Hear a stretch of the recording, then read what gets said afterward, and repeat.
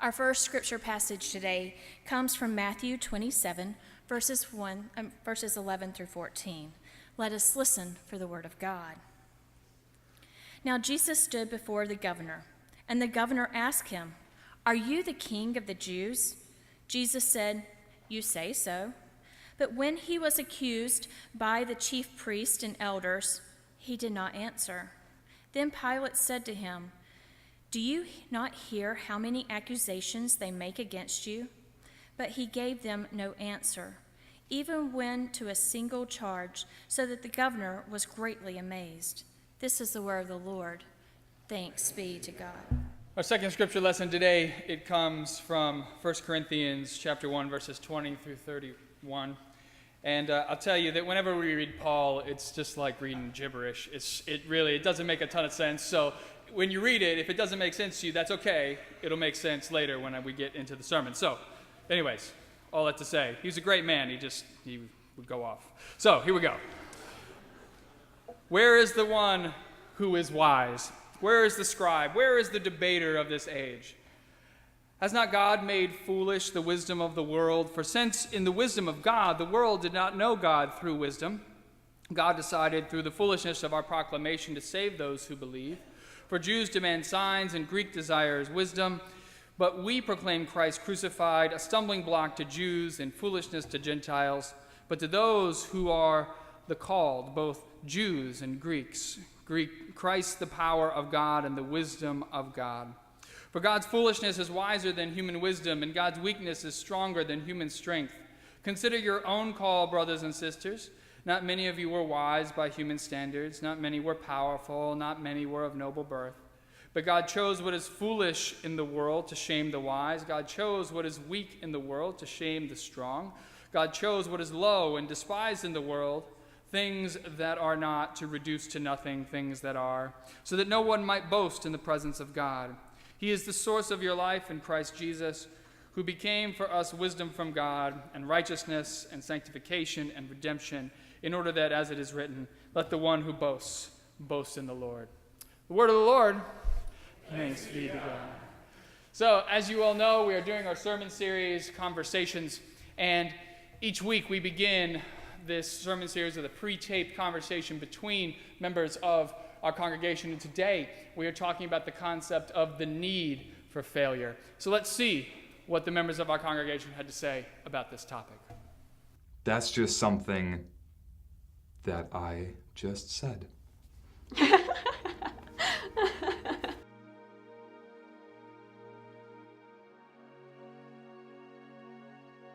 I bought a chemical plant right in 1999.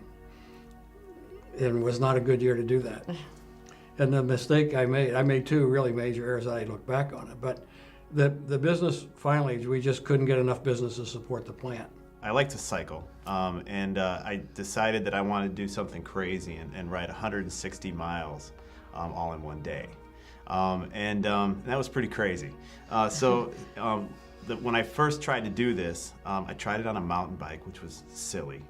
Okay. And we were riding all the way to Michigan from Naperville. And so the first time I tried it, I made 100 miles and quit because I didn't have much left. And I just got a ride back home. Probably the biggest failure that sort of comes to mind for me is my decision to not go away to college when I graduated from high school, which was kind of weird because I was one of 3 valedictorians in my senior class, but I would have been the first person in my family to go to college, and I really didn't see that I had the means or think I had the means to go. Auditioning for a different band or like a different chair in band, and I didn't make it, but my friends had made it to that band, so that I wouldn't be in the same band as my closest friends. And after failing, because I didn't really care that much to begin with, but after failing I realized how much more I wanted to get it, more than I had wanted it originally, just because I had failed.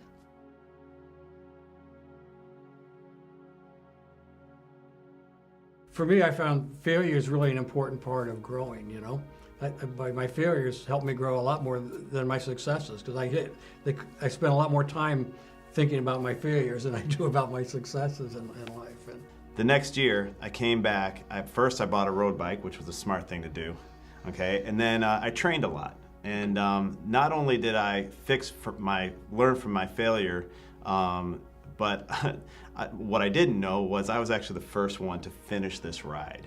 I graduated from high school and I got a job, and I eventually went to night school, to paralegal school at night. And the lesson I learned from it, though, is that frankly, it's never too late to, follow your dream or make up for those failures or start over. So when I was 28, I had been working as a paralegal at a law firm, and I just decided that I wanted to go to college. Then I auditioned again because we had a second chance to do it. And then I actually tried a lot harder that time because this time I really wanted it. And I got it, which, my band instructor was really amazed. I didn't know you could play this well.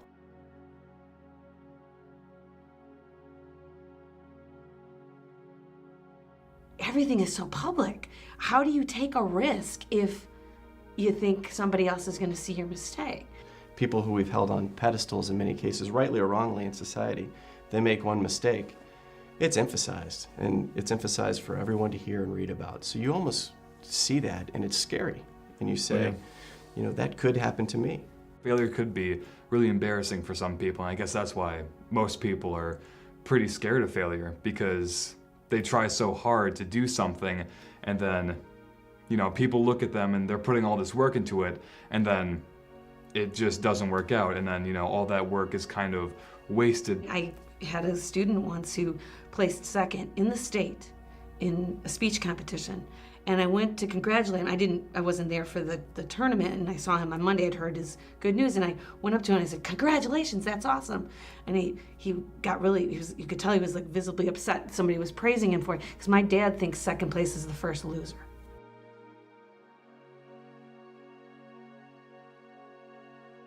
My wife and I have been a big part of the DR mission for 12, 14 years. And I look at that, and it's always what more could I have done? What else could be done? I'm a recovering perfectionist.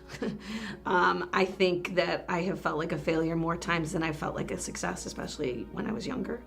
I had a bit of a pressure cooker family in an odd sort of way. I was going to be the first one to go to college, so I was, everybody's hope was riding on me. And sometimes that was a lot for me to try to handle. Every day as a parent, I feel like a failure because, there's always that woulda, shoulda, coulda, would have done that differently if I could. And so I think I just try to keep reminding myself that that image that's out there of the perfect mom or the perfect woman or the perfect man isn't necessarily realistic. When you read the chapters of the Bible, and especially going back to the Old Testament, it's a lot about failure and about redemption. And I think if people take the time to go back and listen to some of those, I think you get a better sense truly what is written in the Bible is telling you. You're going to fail, but through those fails, you can truly find redemption.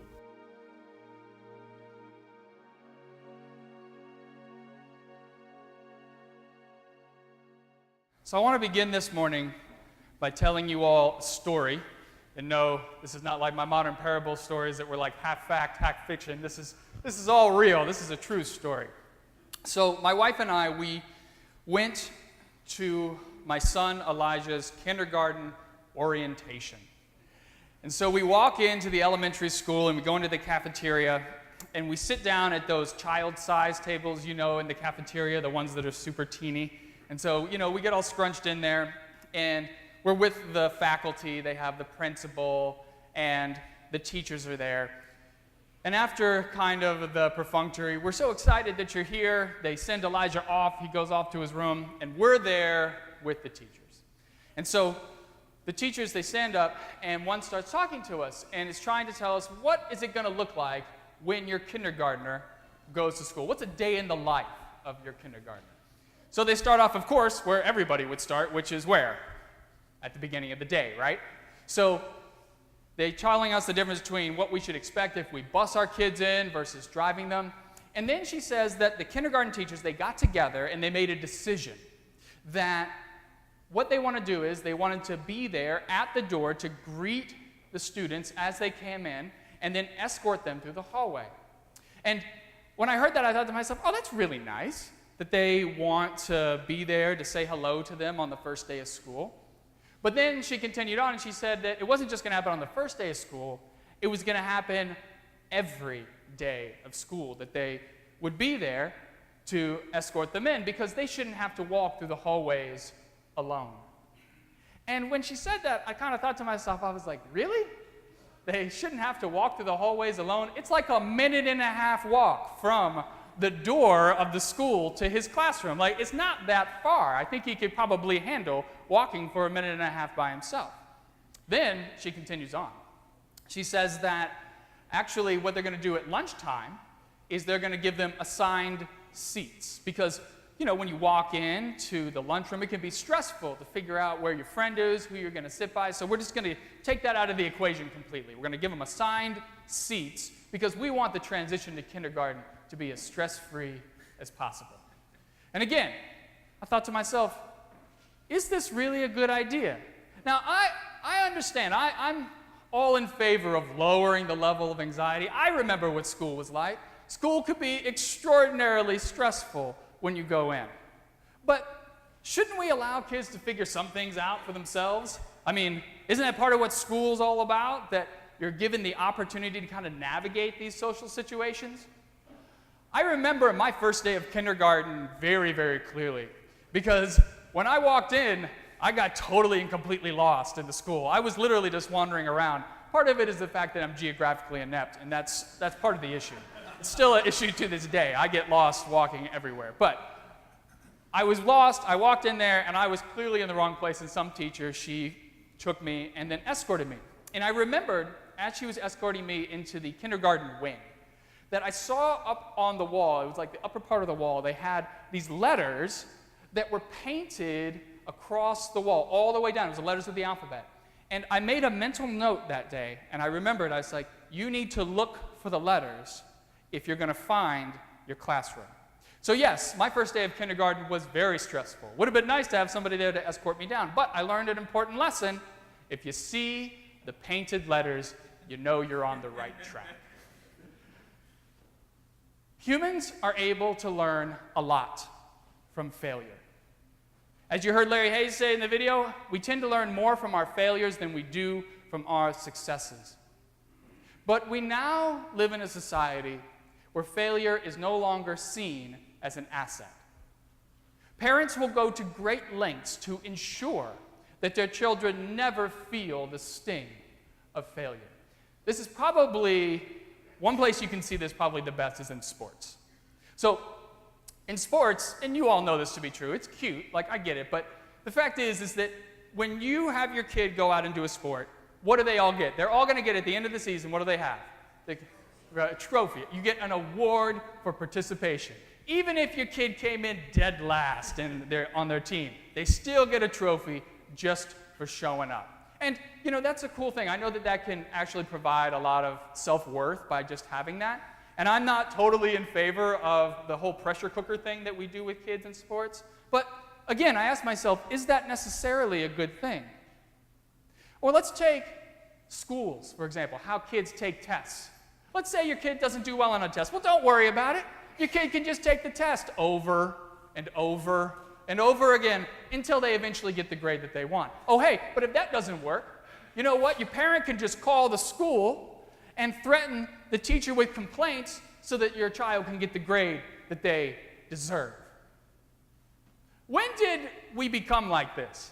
Like, when did we transition from a society where our motto was, if at first you don't succeed, try again, to a society where we refuse to allow our children to fail? And I've been contemplating this question a lot recently, and I did some research, and I found that it's actually a very complicated question to answer. But if you boil it down, the primary factor actually has a lot to do with our education system. So if you look at our education system, the way that we teach, we use what's known as mirroring. So the idea is that a teacher stands up in front of a group of people, right? And presents an idea. So the idea might be a math problem. It might be a concept in biology. It might be some historical fact. And the student's goal is to what? The student's goal needs to demonstrate that they understand what the teacher is saying by showing that they have learned the information. And how do they do that? Well, they use instruments like tests, right? They take a test, and during the test, you have to actively reproduce that information from your mind. Now, does that sound familiar? It should, because it's pretty straightforward. It's the way you and I and just about everybody you know learned information in the past. But there's a problem with this way of learning. The fundamental assumption behind mirroring is that when somebody presents you with a piece of information, maybe in this instance it's a teacher, something that they know, your job is to copy that information exactly as you heard it into your brain. Is that right? Okay. So once you copy it, if you can mimic what the teacher said, and the closer you get to mimicking it, the better you learn the information, the better your grade will be. Is that correct? All right. Okay. But there's a problem with that. That's not learning. That's memorizing. And there's actually a big difference between those two things. Just because you can remember something that someone said exactly as they said it, doesn't mean you understand what it was that they said. True learning is the application of knowledge to real-world circumstances. True learning actually changes the composition of your brain. So those two definitions, you see them up there on the screen? It's the application of knowledge to real-world circumstances, and it changes your brain. I want to explain to you how this works. And I'm going to use an example that you can all kind of wrap your mind around. How many people in here have a computer at home that they use?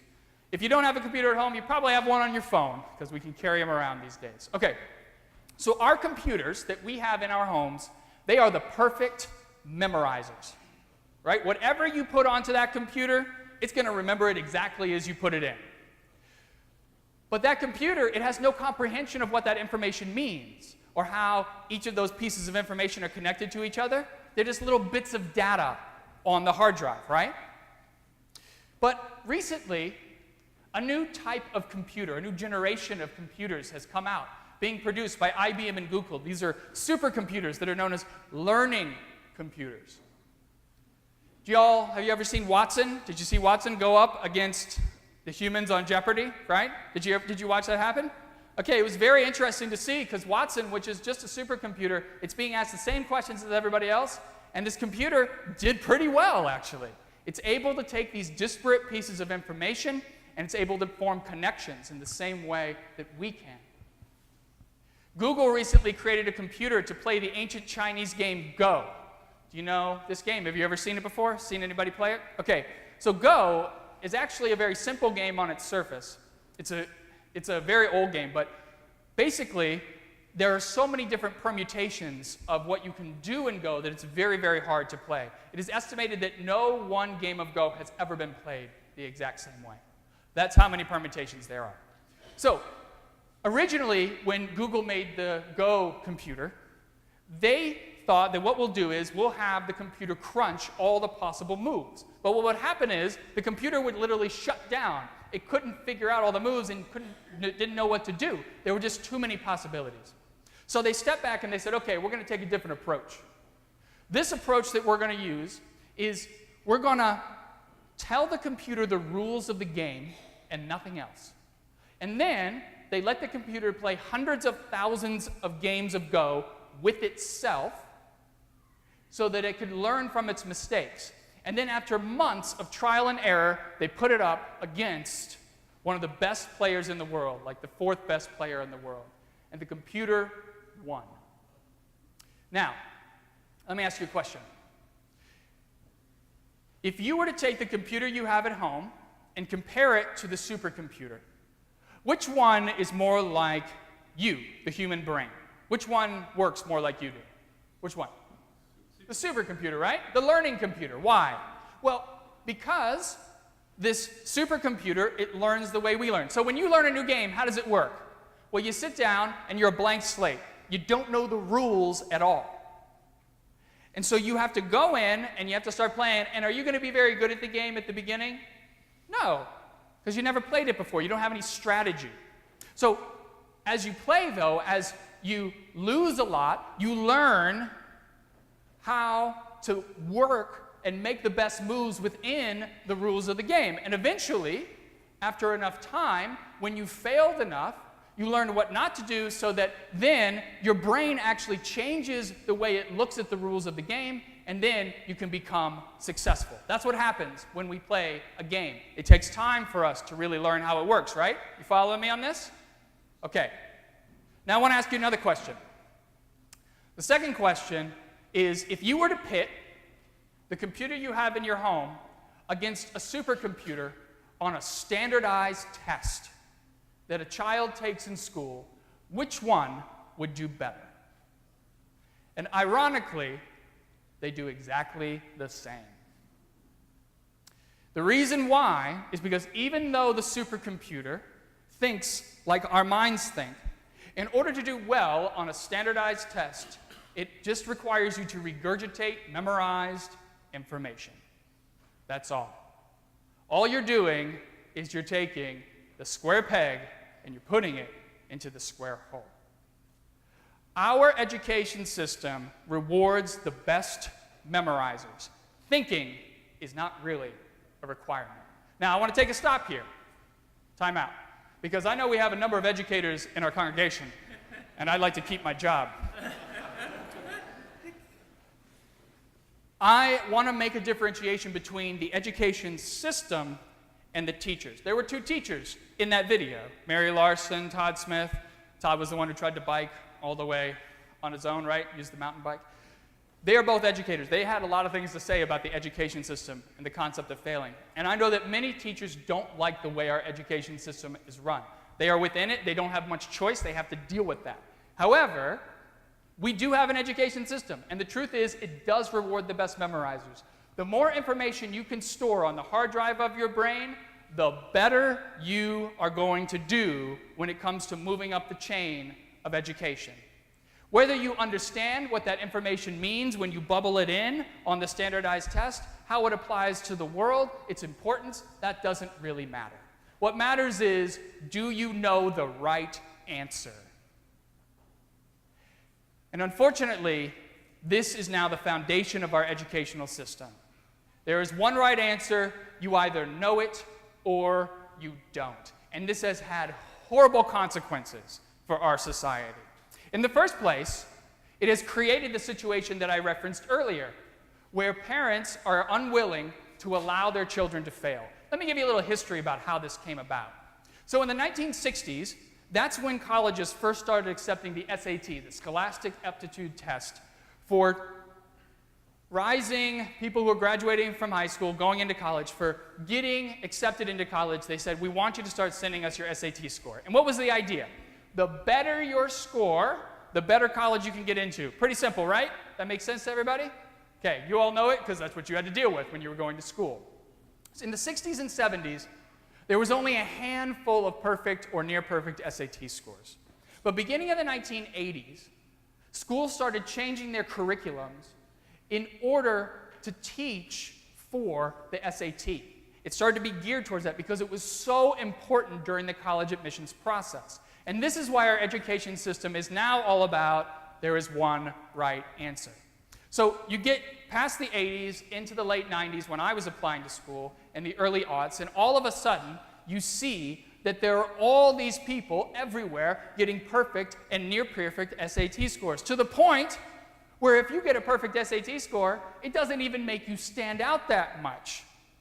And so parents started flipping out about this, because even if your kid gets a perfect SAT score, that's no guarantee they're going to get into a top-tier school. And so they start hovering, right, being a helicopter parent, and they start trying to figure out ways that their child can be perfect all the time, because they're so scared if their child fails that they'll not be able to move forward in life. And so they have to be perfect all the time, and they cannot fail ever. This is why a parent will call a school and complain about a grade to a teacher, because even the slightest hint of failure could derail your child's future forever. Another example, second example of how this concept in education has had a bad effect on our society. I want to talk about our leaders for a second, people who lead our society. This has something to do with what happened in Florida and their response to it, how people have responded. I don't want to use that as the example. I want to use a different example. Let's say there's something happening in the economy, something going wrong in the economy. Tell me which person you like better. Do you like the person who stands up there as the leader and says to you, hey, guys, you know what? This situation is complicated. There's a lot of variables involved. We're going to have to weigh a lot of things to figure out what we're going to do in order to make a decision. And frankly, things are probably going to get worse before they get better. Or do you like the person who stands up there and says, I know all the answers and I know exactly what to do? Which one do you like better? Be honest, you like the guy who has all the answers, right? I mean, it's true. It's just part of who we are. And the reason why is because we've all been raised the same way. There is one right answer. You either know it or you don't. But that's not true, is it? In life, there is never one right answer. There is always a multiplicity of answers. And whether or not you know the best answer to pick in a given situation is if you understand what won't work. And the only way you understand what won't work is if you've gone through a lot of trial and error. You see, true learning requires failure. Do you hear me on that? True learning requires failure. How did that computer, the Google computer, learn how to play the game Go? It wasn't perfect the whole time. It had to make mistakes to learn, which is the same way we learn how to play a game, right? True learning requires failure. If you are not failing, you are not learning. Because when you fail, it teaches you an avenue that won't work in a particular circumstance. And that avenue, that's not lost information. You can use that information in a totally different set of circumstances. Thomas Edison, the man credited as one of the greatest inventors of all time, he once said, many of life's failures are people who do not realize how close they were to success when they gave up. If you look at Thomas Edison's life, the inventions that he made, you will find that the vast majority of them are the result of his failures. He failed in a circumstance, and then that gave him an idea that planted a seed for another invention he did later on. He was successful because he was willing to fail. But now we live in a society where you can't fail. And if you do, then your whole life is going to be messed up, right? That's what we're thinking right now. The reason why we are lagging so far behind in innovation is because we are scared to fail. But the truth is, progress is the accumulation of failure until that failure produces something original. I want to say that again because that's so important. Progress is the accumulation of failure until that failure produces something original. Originality is being squeezed out of our society right now. We are being taught to be carbon copies of one another because we are scared to fail. And that's why I love Christianity so much. Christianity is a religion that is built around the premise of success through failure. The entire foundation of it. Let me show you what I mean by that. So we read two scriptures today. Both of them were about Jesus' death. The first one was just a couple of verses. Do you remember it? Jesus, he's before Pontius Pilate. Do you remember what happens? He gets in there, right? And he's before Pontius Pilate. Pilate's asking him all these questions. And Jesus pretty much says what? Nothing. Doesn't give any defense. Which objectively makes zero sense. Jesus is the Messiah. What's the Messiah supposed to do? The Messiah is supposed to rise up and be the new leader, the new king of Israel. Well, you can't do that if you're dead. You got to stay alive, right? So you would think that if he's in that situation, he would say, hey, yeah, it's not me. Like, let me go, you know? But he doesn't do that, does he? He ends up going to the cross and dying. And what you have to appreciate is that from the perspective of the disciples, the moment he gets up on the cross and dies, he is now a failed Messiah. His messiahship was a total and complete failure. But then what happens? What happens is something unexpected. He appears to his disciples. And all of a sudden, everything changes. This is what Paul's talking about in his scripture that was Not so clear. What does he say? He says, God chose what is foolish in order to shame the wise. What does that mean, foolish? Foolish is the idea that a guy would go before Pontius Pilate and say nothing. That's foolish. God chose what is weak in the world in order to shame the strong. What is weak? Getting up on the cross and dying, not fighting back. That's weakness, right? And yet, the crazy thing is that this guy who was convicted and executed for treason, he has brought hope, joy, and love to people for more than 2,000 years. And so if you are a person who's been a part of the Christian faith, you know this to be true. It doesn't make any sense, but you know it to be true in your life. In the same way, when you look at success, intuitively we sit there and we say, if you want to be successful, you should avoid failure, right? But in fact, the exact opposite is true. If you want to be successful, you need to embrace failure. This is the beauty of Christianity. Christianity is a religion that encourages failure. Jesus is the ultimate example of failure. And I think that's why I've always been drawn to it, because on some level or another, I think that we find through Christianity the idea that the best kind of life is a life found through failure. I can't tell you guys, if I went through and told you all the failures I've been through in my life, it would take me literally more than 24 hours. I have this huge list. My life was a total failure when I was young. But yet, that taught me how to overcome and be something different when I was older. The most successful people I know have been some of the greatest failures at earlier points in their life. And what this tells me is we need to teach our children how to fail. Lucas, you need to learn how to fail. It's important.